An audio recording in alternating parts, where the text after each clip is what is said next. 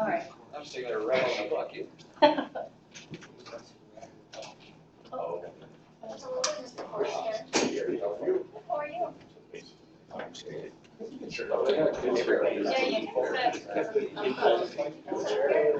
Been like confidence looking out. You only get volunteer for that. You don't want anybody to know you're here. Yeah, I don't want to. All right, guys, on the phone, we are just getting settled and getting signed in.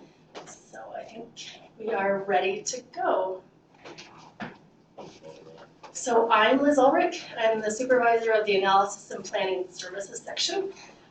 Thank you for coming to our CAAAC meeting today. The goal is to have it short. We just have some updates for you.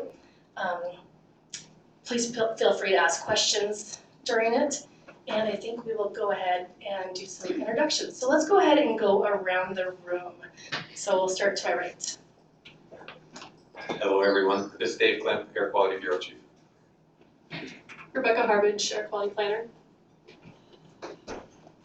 Norm Mullen, Air Quality Attorney for DEQ. Doug Kinsley, Research and Monitoring. Paul Wilkins, I'm in the Field Services section. Troy Burrows from Montrose Environmental. I'm Gary Forrester, representing MDU Resources. Chris Hiltonen with Bison Engineering. Debbie Skibisky, Bison Engineering. Dave Goff, Ronnie Calsack, Barry and Holder. Julie Merkel, Air Quality Permitting. I'm Peggy Frank, Treasure State Resources. Ann. Oh. Sorry, Ann Hedges, MEIC. All right, and let's go to the phone. So go ahead and introduce yourself if you're on the phone, please. Jeff Harker, Talon, Montana. Bruce Schollenberger, ConocoPhillips. Gordon Griswold, Talon, Montana. Karen Halpern, Pioneer Technical Services. And Randall Richard, Tri-Hydro. Jocelyn Dobrainer, EPA Region 8, Denver. Bob Gallagher, EPA, Montana office. Jane McCaskey, HM.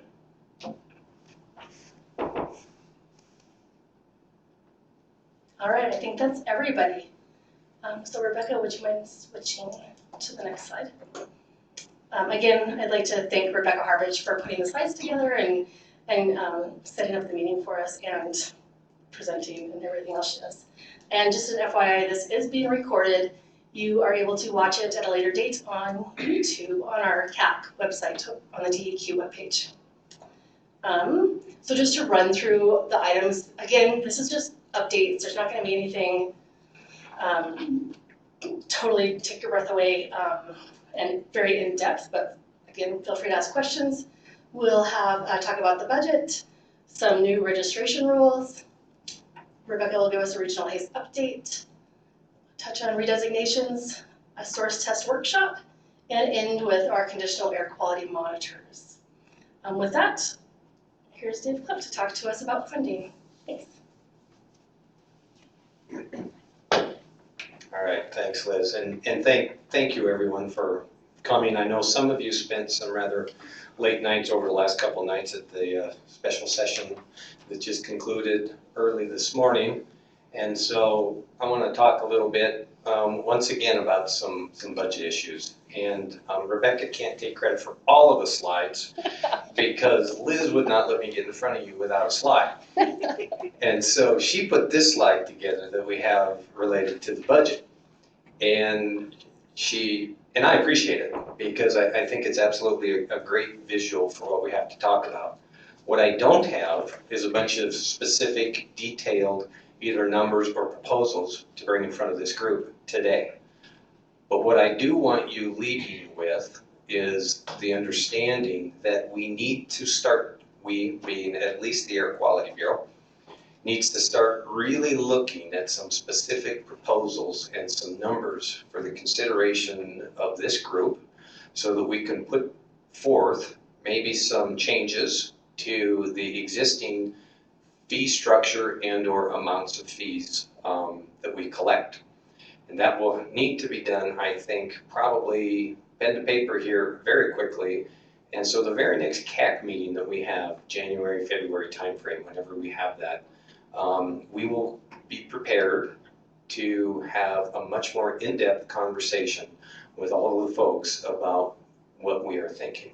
There's probably going to be some conversation along the way. So I think we would be remiss in having this conversation if we didn't point out a slide like this that has all three legs to the funding stool, if you will. So I want to back up to the conversation we had, I think it was July or August, the last CAAC meeting. I gave a budget update. And at that point in time, talked about, I know there was some federal budget uncertainty. You know, we had some general fund and fees and a cash balance and everything. I painted a fairly rosy picture. Wasn't anticipating any changes whatsoever. And things changed rather rapidly, as many of you know better than I, certainly as it relates to some of the state, general fund and the natural resource operations, those types of things that triggered this recent special session. So in September, when we gave our annual fee update report to the Board of Environmental Review, we painted a very different picture. At that meeting, Liz briefed the board and said, well, we don't know exactly what we're going to do this next year. There is a likelihood that we would need to change some fees. And so that was done in late September. And so it's really important that we have this meeting because I want to minimize the amount of time where we talk in front of one body and say one thing and we talk in front of this body and say something else. So this is very much our first opportunity to talk about this. It's also good that we kept this on the calendar because when we put this initially on the calendar, we had no idea a special session, or at least the timing of the special session that was about to occur. And there was 2 or 3 days of legislative activity. The dust, as far as I know, has not yet settled. I don't fully understand all of the things that specifically happened across the street, but I think it's good to the extent folks have information, they have, and are willing to share. Love to hear it. I understand if there isn't a lot of information to share at this time, but I at least want to give you some of the sense I have for the implications and some of the issues we will be facing. So as most, if not all of you know, there are 3 primary sources, 3 only sources of funding for the air quality program. There's the federal grant, which constitutes in any given year 15 to 20% of how we fund the air quality functions in the department. There's also some general fund, and that is, I don't want to say it's insignificant, it's roughly about 5%. It's something less than $200,000 that the Air Quality Bureau receives to implement some of its air quality programs that are not eligible for being fee funded. That leaves on any given year roughly between 75 and 80% of our program is run on what we call state special or air quality fees. All right, and so as we look at this, and as I'm asked questions, whether it's at a Westar conference or in any conference, and we talk about maybe the federal budget uncertainties, we would be remiss in talking about one portion of the budget without keeping the entire budget in our focus. And so that's where I want to start today. So let's first talk about federal grant. I think most of you probably know that there's a continuing resolution. There were some proposals that keep the government funded at previous year's levels. There were some proposals early on to cut some of the federal funding, grants in particular, by about 30%. Just so you know, put some numbers around it, the state of Montana receives around $1.2, $1.4 million in federal funds. So you can do the math and see what a 30% reduction in grant funded activities would be. The important thing to know about grant and general fund is that if there are any strings attached to how that money can be spent, they're much more flexible strings, much more permissive strings than maybe we have with spending some of the air quality fees. We can generally spend grant and general fund on almost anything, I want to say almost, subject to consideration and approval from EPA, of course, on the grant side. We can almost spend it on anything that we want to do. It doesn't just have to be tied to permitting and compliance activities related to permitted facilities like our air quality fees. So it's much less restrictive in how we can use it. You can imagine that anytime we lose money in something that is not as restrictive, it has potentially a rather significant impact on the types of services that we have and can continue to provide. A lot of the smoke forecasting that we did this summer was not fee eligible funding, that is general fund and that is grant driven. And so some of those activities that we do that we more for the protection of public health, not for issuing permits and maintaining compliance with the NAACs, those types of activities go away if we cannot fund that. Because that brings me to the state special side, and for those who don't live in our statute, just in general, there are ways that we can collect money, generally tied to applications, fees, operating fees. Some folks have flat fees, registration fees, administrative fees, cost per dollar per ton of emission reduction fees. Those are what we can do statutorily. Those are some things that were put in place with the advent of the Title V program, roughly 1991 session, I believe. And so there also need to be sufficient to cover the cost of administering the permitting program. Now, on what we can expend those revenues on, there is, what I would call a statutory restriction on the use of the air quality fees. And is generally related to those activities associated with the permitting and compliance activities for permitted facilities. As we all know, there's a whole lot of federal rules out there that apply to entities that don't need permits. Those are not necessarily funded or can't be funded with air quality fees. That is not something that we accommodate in our current fee structure because of some of the restrictions that we have on how we can collect fees as well. So there's a whole group of folks that are subject to air quality requirements or benefit from air quality requirements that don't necessarily contribute to the funding of the Air Quality Bureau. This group, we've been talking through the years, well, this is the reason we have a CAAAC. It was in the mid-90s, the department went in front of the Board of Health and Environmental Sciences and proposed a fee increase, and there was no stakeholder involvement. And guess what the Board of Health did? Said no, they voted it down. And so that was the basis of the Clean Air Act Advisory Committee 20 some odd years ago. And that's why we continue to enjoy a very robust stakeholder process today, is that the folks that we collect fees from, we need to identify what we're using those fees for and how we're using, that money. So I'm sure it's clear to you that I'm not painting as rosy a picture as maybe what I did in July. Our last major, I'm going to call significant decision packages that were approved in Budget Subcommittee was in 2009. And at that point in time, that's where we went to the present day, $38.24 per ton, based on the appropriation we received at that point in time. There was significant concern by folks at that point in time that we were getting too reliant on one source of income, and that is state special. Concern about having all your eggs in one basket. And so there has been, and we have tried, to increase not only the federal grant, but also the general fund. And all of you know how successful agencies generally are in increasing their general fund contributions. And certainly in light of the special session, I envision a lot of the general fund that we did have will be gone. We've lost it for the last 2 bienniums. And so I believe it will be gone. And some of the activities that are funded through that will also need to be gone moving forward, unless we make some other changes someplace else, which is what we need to talk about here. Where do we change? How do we change? And where do we go moving forward? So I'm going to bring this a little closer to home. The one part that I do know about as part of the governor's 10% reduction is that we lost an administrative support staff, so we lost 1 FTE. We also, as part of that, was a 10% cut in county funding from the general fund, okay? So we have every year, some of you may or may not know this, we have county contracts and county grants that we give. Roughly $336,000 that we give to counties, and there's combinations of fees, general fund, and federal grant. 10% cut means $33,000 was taken from that. We took the cut, that $33,000, 100% of that was general fund.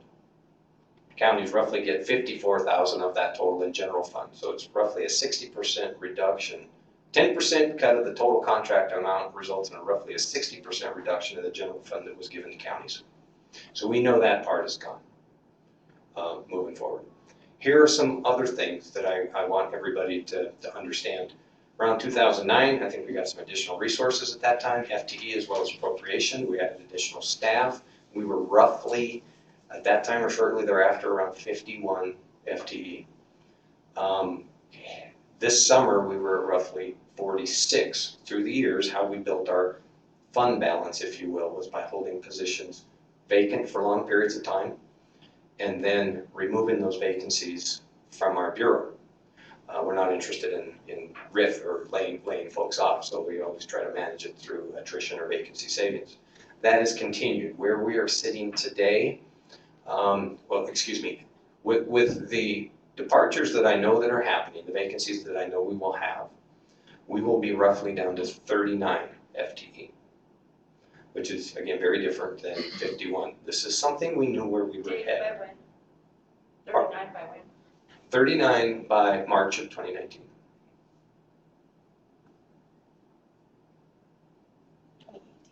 Excuse me, 2018. Yeah, thank you, Liz. Yeah, very good question. I know we have folks that have chartered retirement and looking at that. So it's a combination of folks that are leaving for whatever reason they may be. We have to, not all of the vacancies are can we give up. There are some that we absolutely need to fill. So that's where we will, I believe, most likely target, at least for now, the revenue that we need to collect. So we haven't done our budget, projections or anything like that, because some of these vacancies we didn't know when they were going to occur. Some of them are very recent. And with the special session, I don't have the numbers. What that means for this group is that we may not have to go change fees by May of 2018, but I don't know that yet. We may have time, because of the vacancies that we have right now, have the opportunity to get in some very strategic discussions and maybe hit our midterm or longer term fee structure and or amount changes. But I don't want to lose a moment and let you know that we may have to go in front of the board in May of 2018 in order to get any fee change implemented by our billing, which is November of 2018. Does that make sense? So we do have a number of vacancies, roughly 7. One of them was taken as part of the special session. That leaves 6. 2 of those we absolutely think we need to fill. One of them is an air quality modeler. We do not want to be caught without the ability to review permit type modeling and do that for planning, regional haze, everything else. So there are some that we absolutely think, believe that we need to fill. Right now, with the permit numbers that we have and the other planning numbers, I feel very confident that the staff we have can handle the work, even the increase in workload with some of the projects that we have underway. So it's very important, that as Rebecca talks about the registration project for some of the minor sources in this state, that we absolutely realize the benefit to changing some of the programs and getting those fully approved into our state implementation plan. I'm really glad EPA is here listening on this stuff. We need to make some of these changes. We also have the will and desire and right now some expertise to electronify, I love that word, make things much more efficient using some technology and without, losing some of the workload. But we also know that we have been on a path that when you start increasing the demand and you hold stagnant or decline the resource, that gap is going to widen. And so as we move forward, we gotta figure it out, and this is for me the best forum to try to figure that out. We also have many other priorities, and you're going to hear Liz talk a little bit about this, and I'm really excited. We have consultants in the room and folks who do their own source testing. We need to get out and we need to try to educate folks. We need everybody to try to get on the same page to minimize those areas where we're not, which also is consuming an unnecessary resource. So there are some things that we want to start to offer and increase people's awareness, maybe educate them on some issues, make them aware of their compliance obligations or what we need to do so that we can use whatever resources we have very wisely. So that's kind of what I wanted to touch on today. And certainly would sit for any questions or any concerns that anyone may have. And if folks in the room are okay, let's start with the phone first. Is there anybody on the phone that has anything they want to offer?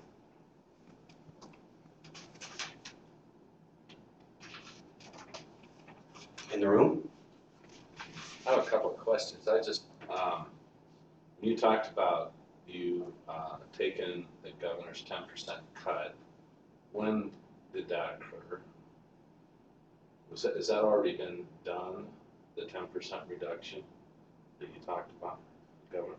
I think that's a good question because we've been talking about those cuts since really August when the economic indicator for not being met. When it actually occurred, I don't know if that was some of the basis for the legislators wanting to take the governor's cuts and put them into legislation because maybe there was direction right ahead of the session that was going to occur. I don't know the vehicle for that, Dave. I understand that those are the ones, and I'm only talking about the ones that affect air quality. There's other cuts across the agency. So I don't know when they actually, occurred or the vehicle that is going to take them. So inside of DEQ, you're part of the Air, Energy, and Mining Division. Is that how it works? Yes, yes. So it looks like they lost about $230,000 general fund each year. That's about what you were expecting? Yes, The division? from what I know, that is roughly about what I was expecting, yes. So when the division loses $230,000 in general fund, does that fall equally across all areas of your division, or do you take a larger chunk of that than? I don't know the exact answer to that, Dave. I think they tried to do it equally, but DEQ is not a big general fund agency. And so there was only certain places that savings could be taken from. And the one I can speak most honestly about, most directly to, is that there was a certain amount that needed to come from the Air Quality Bureau General Fund, and it was that $33,000 from county, which is 10%, and that FTE, which is an admin support staff. So we're looking at roughly $100,000 from the Air Quality Bureau of that 200 some across the division. And I know there were other staff in other areas of the division, open cut for instance, that was being lost. There was the enforcement division administrator position was not going to be filled. So it's more complicated than the air quality portion. One more. Yeah, certainly. Go ahead. So you talked about over the last number of years, you went from 51 to potentially 39 full-time folks. Does EPA have a responsibility or influence over how the program's staffed? Can they interject any influence in that? I'll certainly open it up to the EPA folks after I lead in, if you feel comfortable wading in on this. Here's where I've seen the influence. We've had some program reviews, new source review program reviews. We were the first in the nation that had one of those. We've had several. We've had several Title V reviews, both for the adequacy of the program, but also the funding part of it. And so that is one area where I think there is a demonstration that we need to make that we're fully capable of implementing our programs. I think the other areas is outside of permitting, which permitting is, it's derived from the state plan, right? That's how we regulate, so it's part of the planning function. I do think that if we didn't have adequate resources to do a good job on the regional Haze program, and EPA wouldn't necessarily say, oh, you don't have enough people, we're going to take it back from you, but it may result in an inadequate plan, for instance, or not a very good plan that may beg the question of partial approval, disapproval, or something like that, Dave. So I don't want to say EPA doesn't have any say in the state program, because I think that would not be true. I also want to say that the state really has to demonstrate that what we're doing is according to what we have in regulation. Otherwise, we may end up with some additional oversight in there. And all that, was it Jaslyn and Bob Gallagher that were on the phone? And if you folks feel differently or have anything to add, please feel free.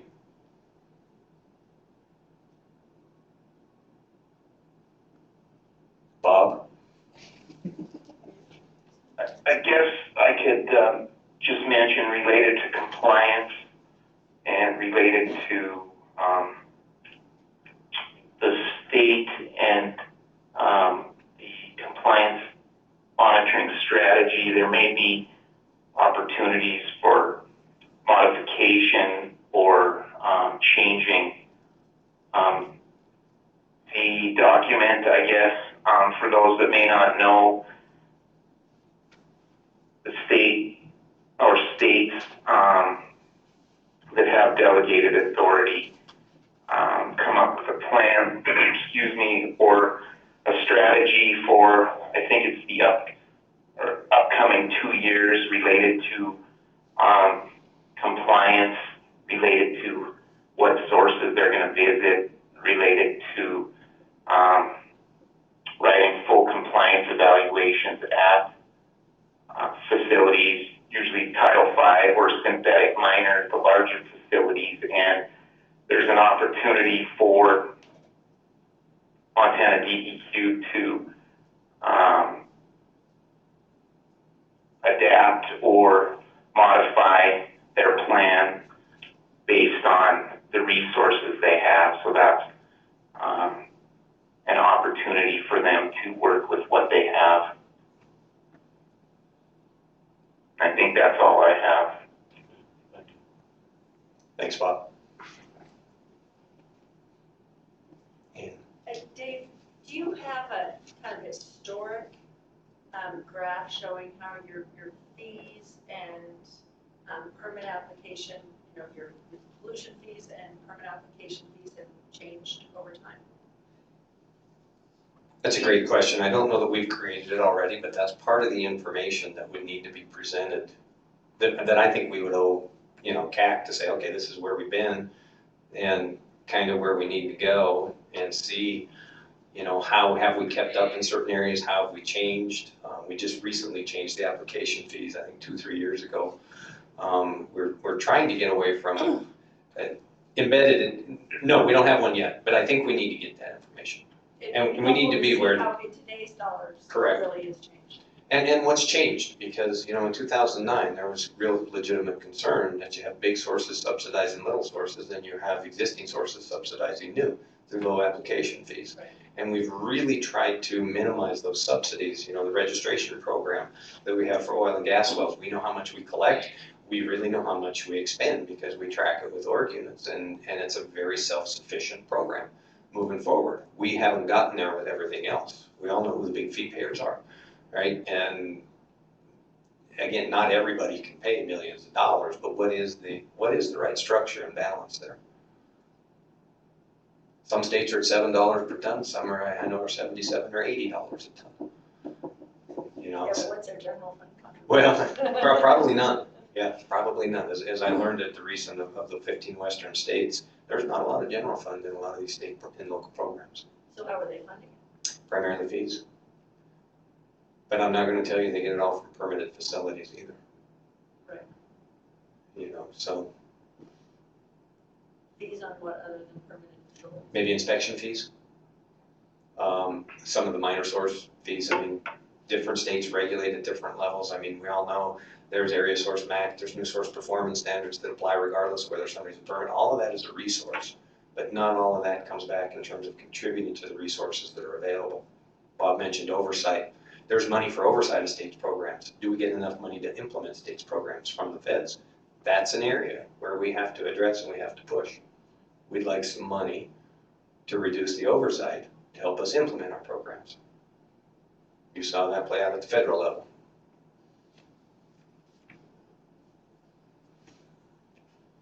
So I went on far longer than what I had anticipated, but I also know it's a really important nugget for you all to chew on over the Christmas holidays along with your fruitcake, is that please come to the table and understand we have a situation that is not as dire as I painted, I'm sure, but that we need to get together and talk through some options.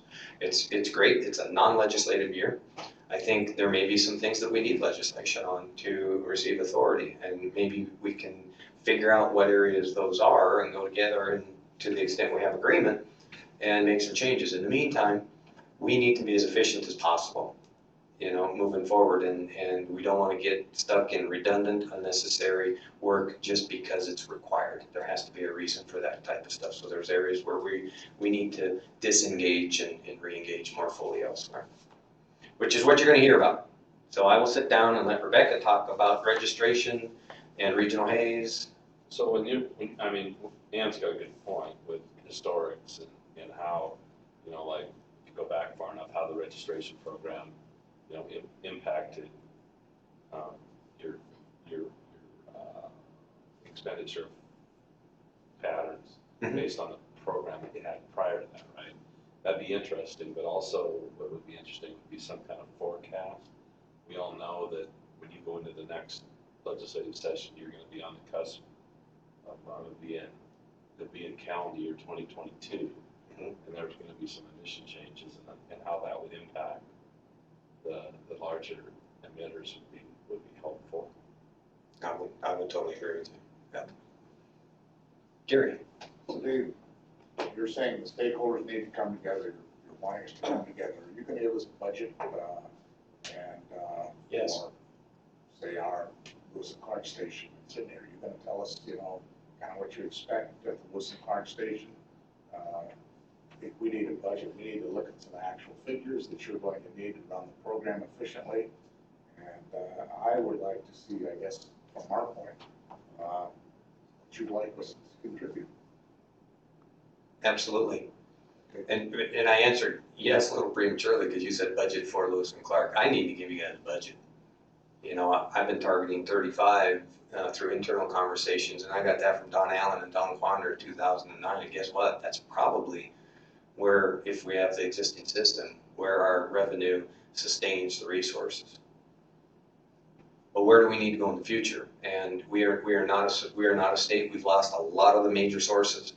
So all this compliance monitoring strategy, everything else, the bulk of this state is minor sources. Those are these are SIP sources, those are state sources, those aren't federal sources. And so we have to be able to focus on areas in Montana that matter for Montana.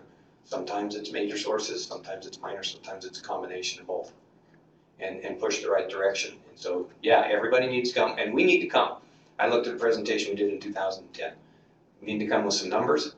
I need to be able to work through the division and say, this is where we see us settling for terms of number of FTE. It corresponds to this probe. It involves this activity, these activities, and where should the funding come from? All right. Well, thank you. Thank you all very much. And again, thank you for being here. I hope you have a great holiday, and we'll turn it over to Rebecca.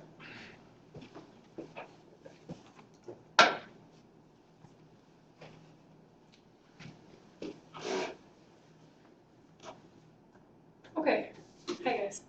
Since we have eaten up half of our time. I have two presentations, they both should be pretty quick. I'm going into this with the understanding that both of these are really high-level updates, and you'll get a lot more details at future CAAAC meetings and also through some other work groups. We're looking at forming some subgroups of CAAAC, of our affected stakeholders. So please don't expect all of the information today. We are hoping that this will just be a short meeting. So first up is new registration rules, and you've also heard this talked about as the Permitting Program Improvement Project, which is quite a mouthful. And you have probably been expecting to see Ms. Julie Merkel up here presenting to you. She is still very involved in the project on the technical side, but as we get to the point in the project where we're going to start looking at extending out to our stakeholders, I am going to be kind of driving that process. So you'll see more of me related to this project. We also have two of our permitters on this project team, so we're all kind of working together to try to figure out the technical side and then also the process side. So just as a recap of what you've heard from Julie at past CAAAC meetings, what we really want to do is work more efficiently and produce high quality results. So after Dave's presentation, I can tell you that why are we doing this? Because we want to, but also because we have to. if we're dropping from 51 FTE to 39 FTE, we need to do our work better than we have done it before. And so part of that is taking a look at where we spend our time. And so some source categories we know have relatively low emissions, and they have nearly identical control options for each of those sources. And yet we spend a lot of time doing case-by-case permitting for all of those sources, just to come out with the same result every time. And so when we look at where we're spending our time, we see that 37% of our active Montana air quality permits are crusher or screen operations. And then if you add into that mix concrete batch plants and asphalt plants, and altogether those are our portable sources, we get up to 55%. So more than half of our total Montana air quality permits are this portable source category that we typically think of as being our minor sources. And so our thought is, how can we streamline what we do with those minor sources? And if we can standardize the way we approach them, maybe our staff will have more time to focus on more complex permitting issues and also on some outreach and education with our sources in the field. And so the way we're hoping to approach this is by creating some sort of a permit by rule or registration type program. And that would be for specific source categories. So you all know we already have an oil and gas registration program. So it would be similar to how we approach that program. We would be basically taking what are now permit conditions and control requirements in permits and moving those into rules. So those would go right into our administrative rules of Montana, and they would be applied to all eligible sources that register under the program. Registration would, in comparison to permitting, it would streamline the initial approval process. So sources would come in, send us their registration information, and then they would be registered. It would not require as much back and forth and as much maybe the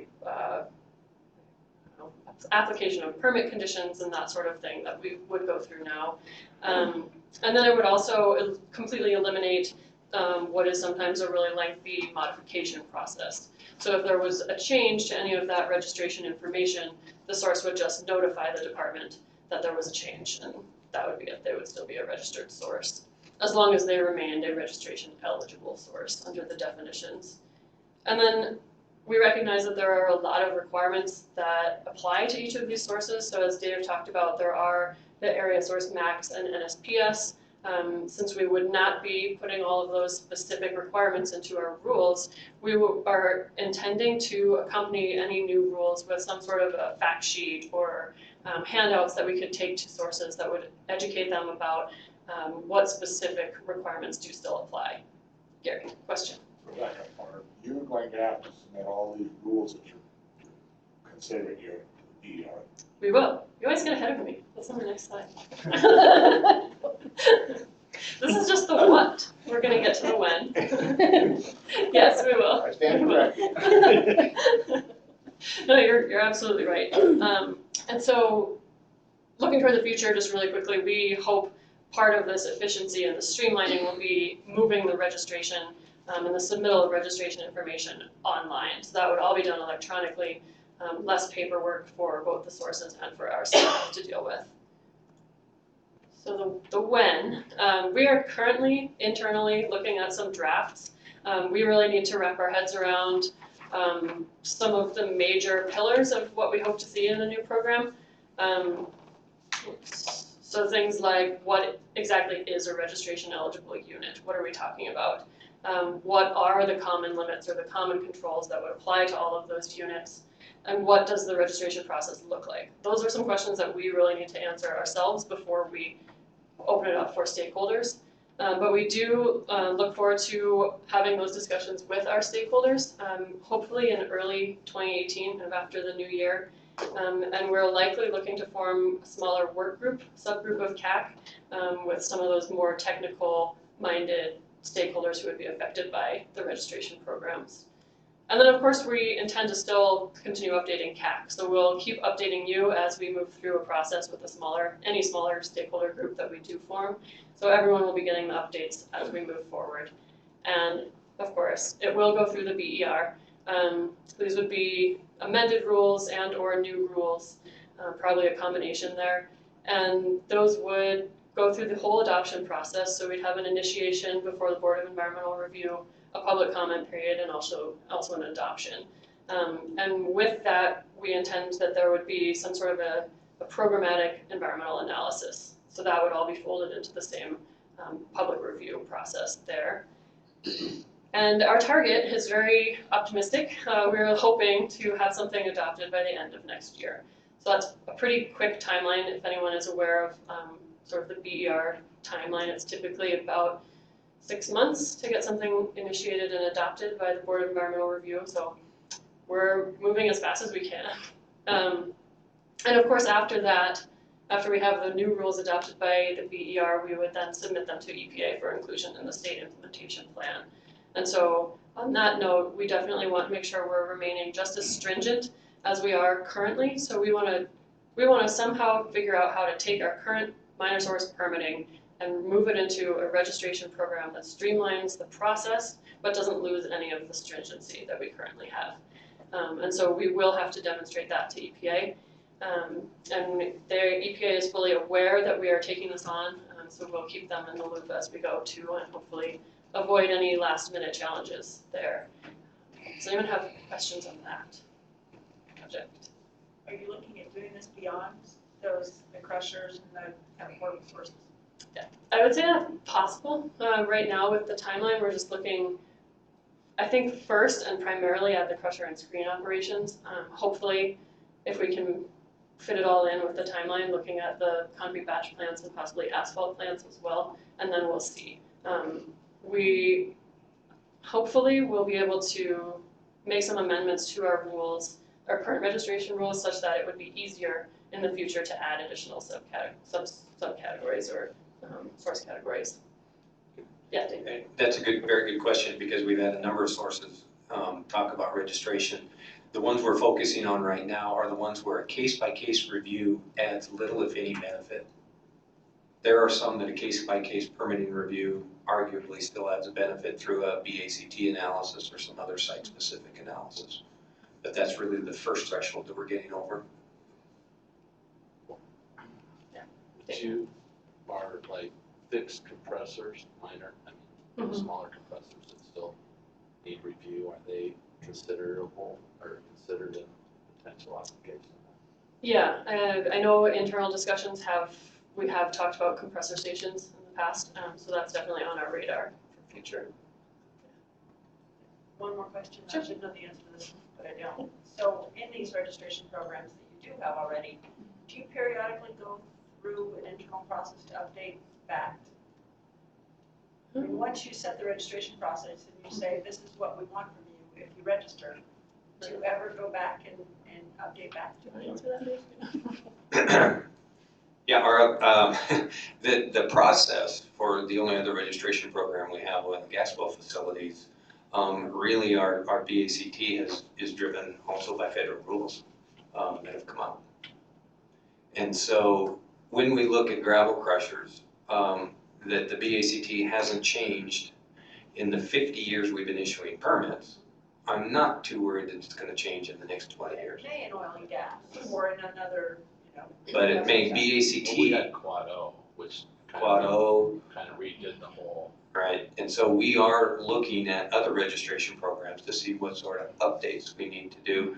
Now it's the same, but also a different reason why we want to look at the oil and gas well registration rules, and David Geary presented on this 6 months ago. Because we have our state registration program and we have all of the federal requirements, and it's very confusing as to what applies and where, what is more stringent, what is superseded by something else. And so that is also an effort that is not part of this registration effort, but what we need to do in the next 2 to 3 years to see where this administration lands on some of their rules, see what remains, and then see what we need, where we need to take our program moving forward.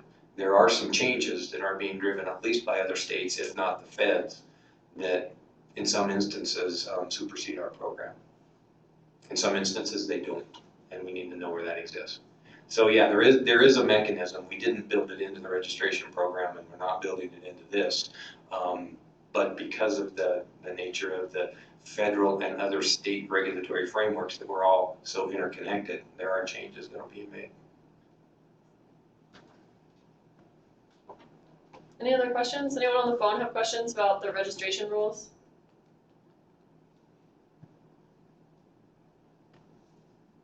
Okay, that's enough. We'll move on then. So this is just going to be a really quick, brief Regional Haze update. Where we left things last time we met, we were, I think, still out for public comment on the progress report. Just to let everyone know, we received very positive comments from the federal land managers on the progress report, and we submitted that to EPA. It is in EPA's hands as of this week, so that's underway. And then moving on now from the progress report, we're starting to look at that next planning cycle, and so that is the 10-year period from 2018 to 2028. The state implementation plans for that period are due in 2021 in the summer, and so we're really staying involved in regional conversations. Right now we're talking about baseline emission inventory years and some of the modeling for the next planning period, and that's really just starting up. We may, in the meantime, be looking to transfer the requirements from the federal implementation plan to a state implementation plan, just so that it's a little bit cleaner. We know we want to be in the driver's seat for Regional Haze, so why not take on the FIP requirements right now and get the FIP out of the way, so we just are working with a state implementation plan. If that does happen, we're probably looking at doing some sort of a transition there next year. And then we'll, of course, continue to update CAAAC and all of the stakeholders as we move forward. So we'll just stay involved in the regional discussions and let you know as things develop. Any questions on Regional Haze? Yeah, and either of you. We talked last time about Canadian influence on Regional Haze, because the monitoring stations are located well north of most of the industrial sources of pollution. And I wonder what you're doing now, so you want to go from the FIP to a SIP, what you're doing now to engage the provinces, the Canadian government, or even talking yet to those government agencies about how we can coordinate efforts on Regional Haze? That's a good question, and at a state level, we are currently not talking to provinces. EPA and some of the regional organizations are looking at updated modeling that would fold in international emissions and start looking even more, I think, at those influences than in the first planning period. And I don't know, Jaslyn, if you have anything to add there. So what do you, can I ask another Sure, question? yeah. What are you looking at as far as the federal government looking with a new administration coming? What are you looking at the federal government changing on Regional Haze, or will there be any change on Regional Haze? Will it be like we're just going ahead, or will we, are we at a fork in the road, or what? Right now, the updates to the Regional Haze rule are final, but there is litigation underway, so we don't really know where that will land at this point. I don't think I'm in a place to comment on that. But, yeah, other questions? I'm just curious what kind of additional workload this would generate for you guys if you're gonna scale back to 35 people. I would think this is a person or two perhaps. How does that jive? Yeah, you go. Oh, Chris, thank you. Your godsend. No, I was going to bring up the gravel crusher registration program. At the end of this, we need to look and say, okay, how do we fund this program?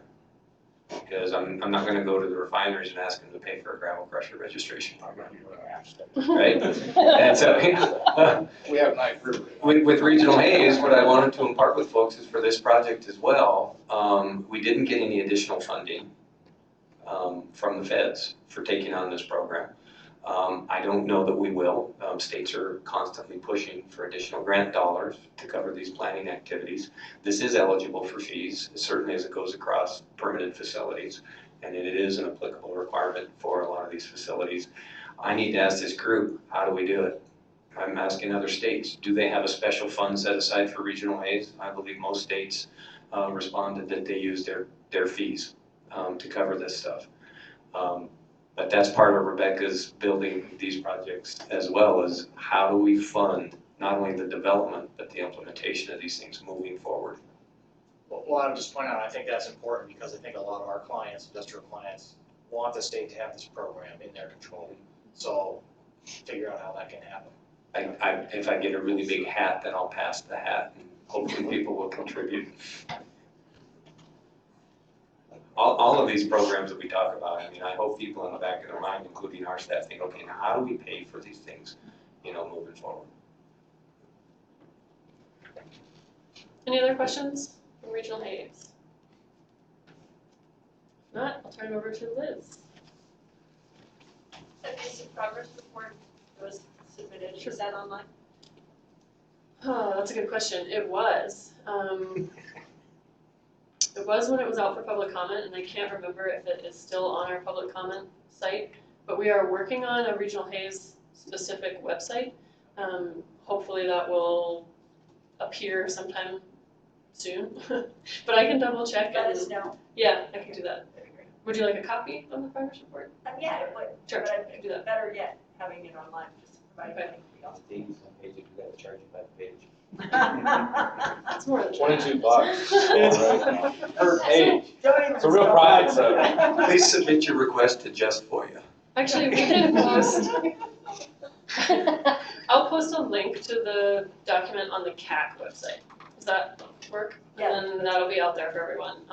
Because also on the CAAAC website are the past presentations I've done that give you a little more information and background on the Regional Haze program. So then it'll all be in one place for now. For now, but Yeah. it would be nice, like EPA had a Regional Haze page. Right. In Mhm. Region 8. We'll get there. Yeah. I know your website. It Yeah. needs a little work. Yep. Sorry. Should've got the digital. No more websites. All right, so I actually only have updates. They're short, they're little. Redesignations and source test protocol workshop. So redesignations, we have 11 non-attainment areas in the state that we have authority over. There are 3 other non-attainment areas on tribal lands that we don't have authority over. You can see them listed on the left-hand side there. And you can see that they're pretty old, right? So they've been around for a while. And a lot of these locations have been attaining the standard for a while. So Rebecca just went through some of our Bureau priorities, the permit registration program, Regional Haze. Well, redesignations is another one of those.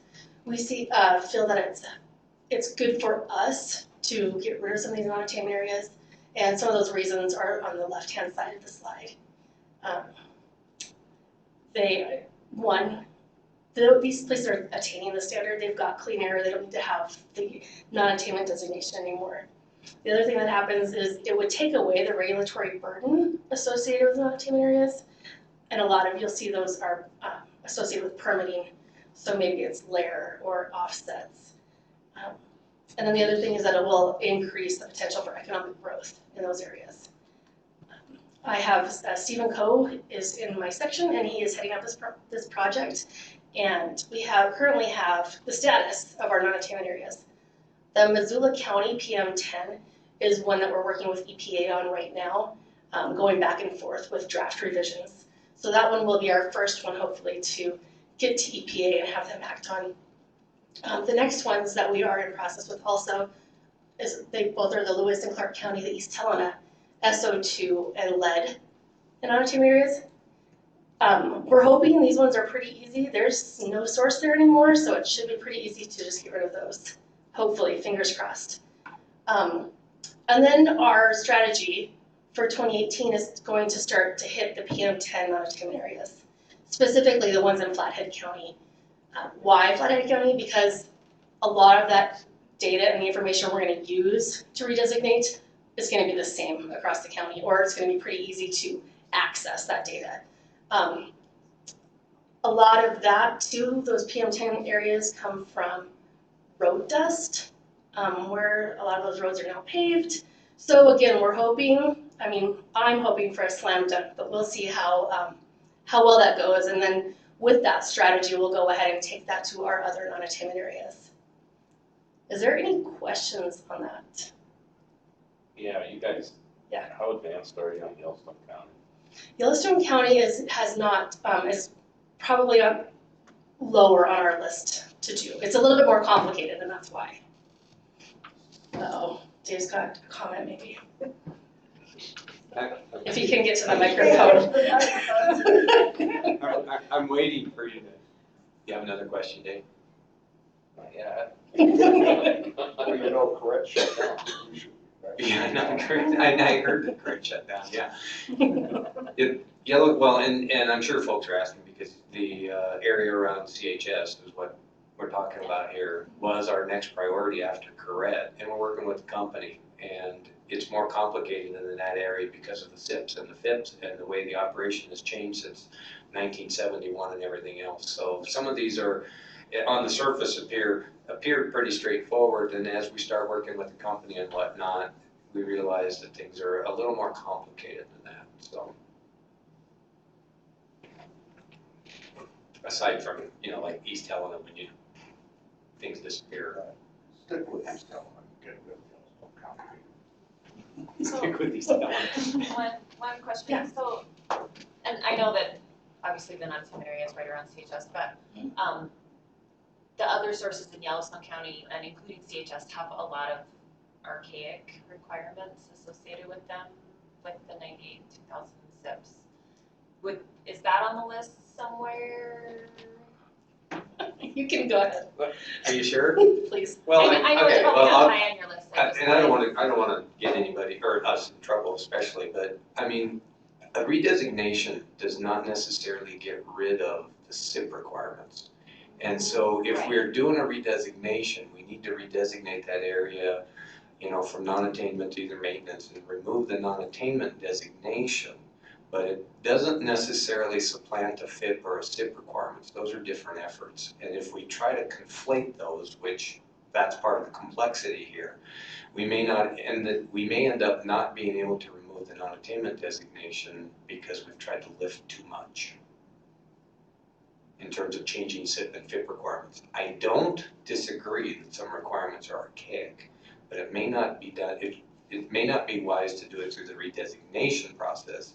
We may need to redesignate and then do it through a SIP modification Well, process. I think that was more my question, like Yeah, after, is Yes. that somewhere on your list? Maybe if it's even low on your list. Yeah, I mean, we've had those conversations, and so I mean, that is definitely the first step. And Dave, that's exactly the theory is not to say they're low-hanging fruit or easy by any means, but to kind of establish our process with some of these older, less complicated areas. And then so that when we get in with EPA for some of the more complicated areas, we've got the rapport and we've got the strategy down a little bit better. But yes, it's in the background. This is Shane Lacasse at CHS. I had a question about the CHS and the Yellowstone County redesignation. Yeah. Do you have a feel when that effort might come back up, even if it's lower on your list? A lot of that I can't give you a specific time, and I am going to. It's a big push for us. Redesignations are a push for us in the Bureau. So we're in the lineup that I gave you. Then we'll have to see how well it goes with EPA. I think so. That's part of the unknown that we have right now is how will that approval process and the redesignation process work on their end. So depending on that will depend the timeline for the Laurel area. But this is something that we plan on coming to CAAAC with every time, and I hope that we can say, hey, we've submitted this one at each meeting, at least have some significant progress for you. Is there anything else on this one? All right.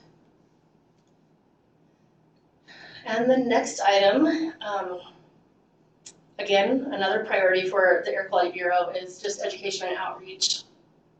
And we did hear from stakeholders that there's an interest in the source test protocol. And in the response, we've been starting to toss around the idea of a workshop. And so we don't have a lot of the details yet. We are looking towards end of February 2018. We don't have the details what it will contain, but we do know who the contact person is going to be for this. And he's out in our audience. Unfortunately, you guys on YouTube and streaming can't see him, but his name is Bo Wilkins. He is part of our field services section. His contact information is available to all of you. If you are interested in attending or have some questions, this is the person that you want to ask. Again, if you default to Rebecca or myself, we'll definitely get that to him. We do, I think, more than likely, we're going to have another CAAAC meeting before this workshop happens. We'll probably have another CAAAC meeting maybe early February, and this will be end of February maybe. So hopefully we'll be in front of you again to give you more details about it. Yep, go for it. So you'll be soliciting outside ideas? Again, not 100% sure what this is going to look like, but it just goes back to the fact that we all want to be on the same page. I think Dave hinted at that earlier. Just make things go smoother. But I'm sure if, Bo has an open ear, so let him know if you have something that you're interested in. And we'll see where this progresses. This is so preliminary, but we just wanted to really get it out in front of you that it is something we heard about, and so we want to address it. And I think that is all that I have. So I'm going to introduce Doug Kinsley to come up.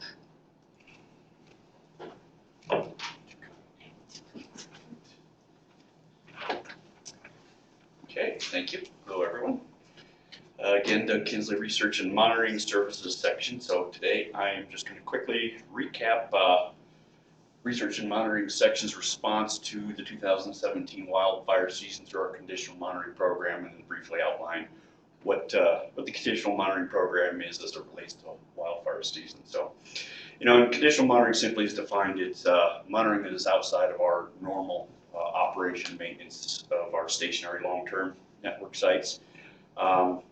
These efforts are short-term, temporary, and typically are non-regulatory in nature. So, and I did allude to that we have a program in place. So we do have a formal process to review these requests and approve them or reject them on a case-by-case basis. So, as it specifically relates to wildfire season, how we address air quality issues and smoke impacts is through the use of a MET1 beta attenuation monitor. As you can see, these are just tripod-mounted instruments that are particularly direct measurements of fine particulate matter, or PM 2.5, which is simply particulate matter that is 2.5 microns in diameter or smaller. These provide a real-time 1 hour average, or I say near real-time 1 hour average. That data is then fed to the Today's Air website as well as AirNow's wildfire page, and at the same time a health categorization is assigned to those values. Obviously, the intent of these being temporary, they are lightweight, portable, and readily deployable. We do have an inventory of these set up in our shop that we can pretty much get out in a moment's notice. So, 15 minutes of prep time and wherever we have to go to drive to. And then, of course, where we place the monitors, is dependent upon the objective. Obviously, with wildfires, we kind of we're directed towards wildfire, but basically we can look at population exposure, which is typically our predominant focus. But also we put these out for just monitoring smoke behavior, or even setting them in, say, Forest Service camps, to just kind of give them an indication of what sort of exposure their field people are receiving while they're at camp. In terms of its importance, this is the data that we do supply is crucial in support of public health and environmental decisions and strategic planning, particularly with respect to public health messaging regarding short-term and long-term exposures. Some of these messages includes issuing health quality alerts, communication strategies. Who do we need to talk to? What's the frequency? What sort of message do we provide in terms of severity and content, and also just outdoor decisions in terms of activity levels, and that's general public as well as these are very useful to school districts, whether it's athletic programs or just sitting up kids for recess. Also, resource planning and response helps agencies prioritize the level of response and scale of response. And also in sports smoke impact forecasting, so can gauge smoke behavior, also truth test some of the models or some of the predictions that are out there. by, say, our meteorologists or even some of the Forest Service meteorology. In terms of the 2017 response, just kind of a quick recap, we had 16 formal written requests that were submitted, evaluated by the Air Quality Bureau, and then a decision rendered yea or nay. And typically these were coming from those agencies listed. I would say predominantly most of them came from local county public health agencies. But we did get a fair number from federal land managers, specifically the U.S. Forest Service. And this year we really did ramp up our collaboration with the Forest Service. So we probably would have put more monitors out than we did. We ended up putting out 5 monitors, but the U.S. Forest Service put out a good deal number of monitors too. I'm not sure the specific number, but I know it was comparable and it probably exceeded the number of monitors that we did put out. You know, again, they have a staff dedicated to doing nothing but addressing this. But it was a good process throughout the whole year. So, in terms of addressing specific site, this is our normal stationary monitoring network that I referred to earlier, and these are all particulate sites that also fed into today's air as well as the Air Now Wildfire page. But just to kind of quickly go through the chronological placement. So first one was placed at Clearwater Junction just to kind of support our existing Seeley Lake monitor with the Rice Ridge Fire. Followed up by Rainy Lakes, and both of those, if you're familiar with the areas, not real population centric locations, so there's not a real density there. But these were put out at the request of our meteorologists as well as Forest Service air resource advisors, just to kind of gauge really the breadth of the smoke impact and kind of help them assess, the daily, trends in smoke. Because as you're probably familiar with, it was just a horrible year for smoke impacts in Seeley Lake area. And we did find out through placement of these monitors that it really was concentrated in the Seeley Lake Valley. Forest Service had a monitor up in Condon, and you could just see the spread of the smoke was really focused in Rainy Lakes and Clearwater. Really never got anywhere near what the values that were monitored in Seeley Lake. Next one was Lincoln. So those were put out at the request of Lincoln County officials to monitor kind of the Rasta and what was the other one there? Park Creek Fire. Next one, White Sulphur Spring, that was put out at the request of the county health department, and really they were just getting smoke impacts from all over the state, over the sapphires as well as the Rice Ridge fires and fires in Lincoln. And last monitor put out was in Cut Bank. This was kind of a combined response to requests from Teton County, the Blackfeet Tribal Office, as well as Toole County. So it was centrally placed in Cut Bank, which was actually on tribal property at the airport, and kind of served a lot of the needs of multiple agencies.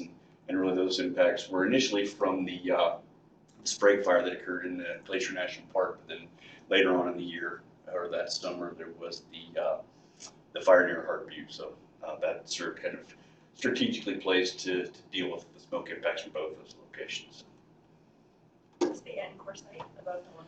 The NCORE site, that's our national core monitoring site. So that is a site that is specifically required in rule that agencies have to implement. So there are roughly 80 of them around the United States.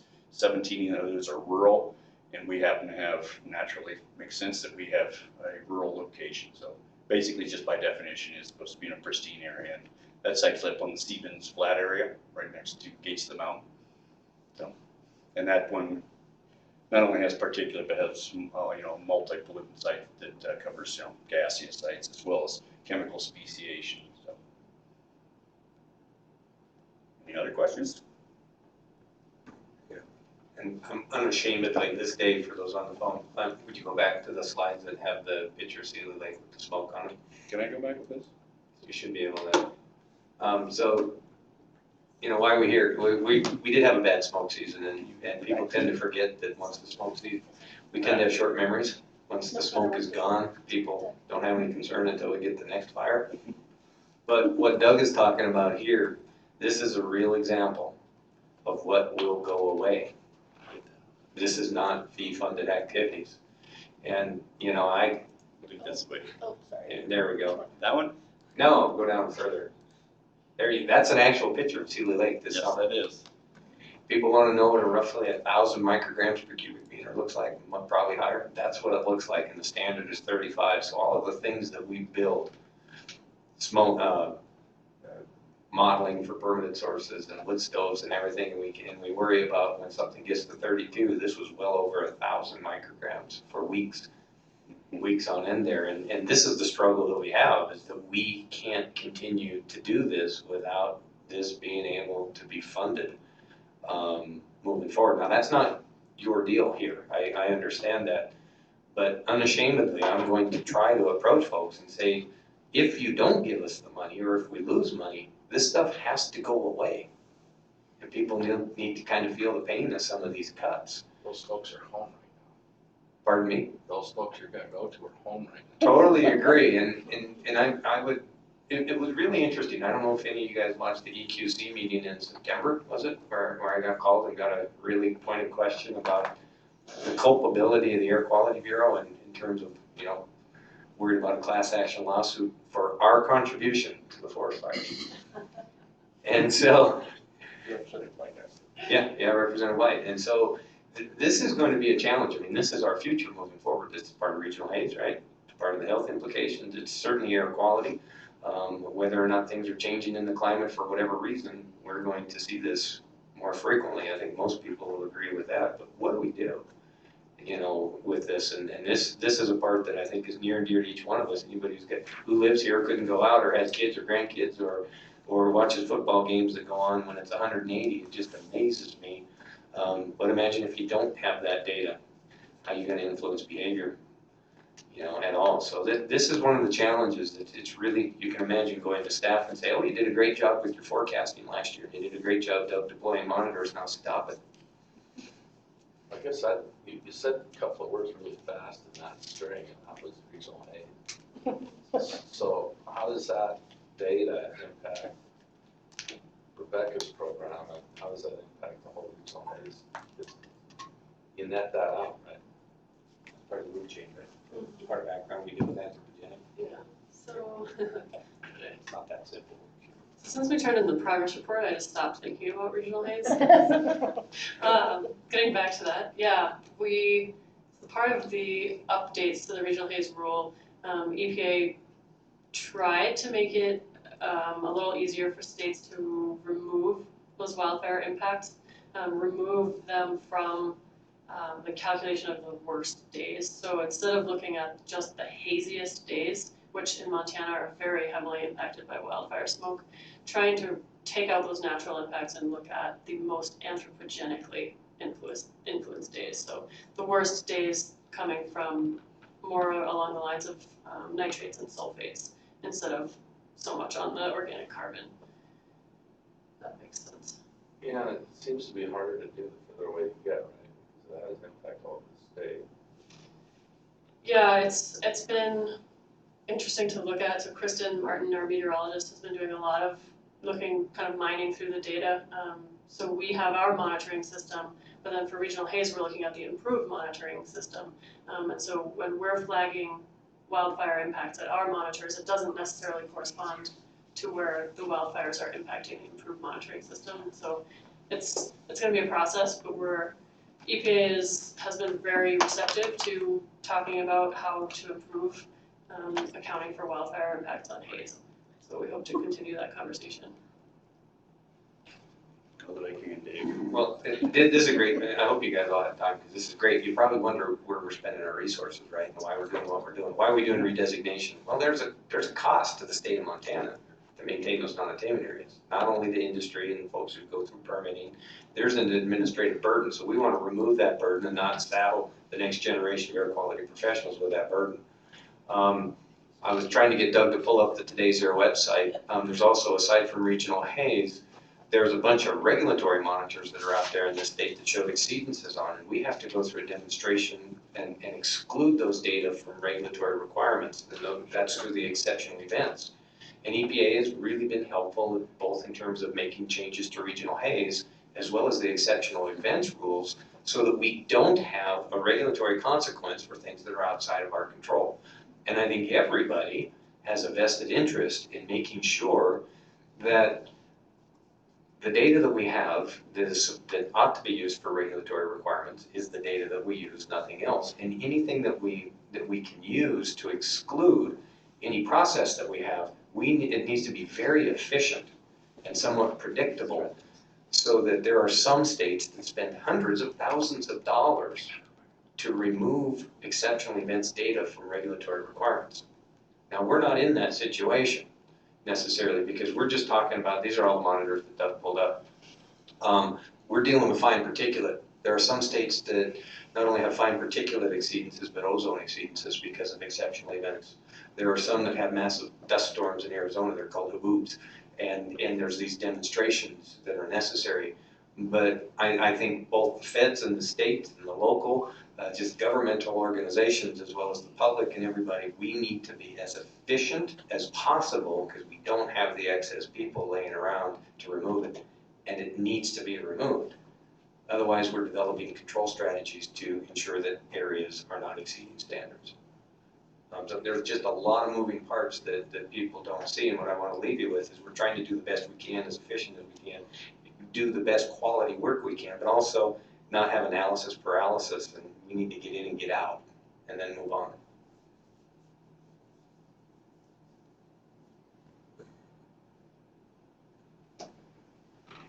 Turn around, Liz.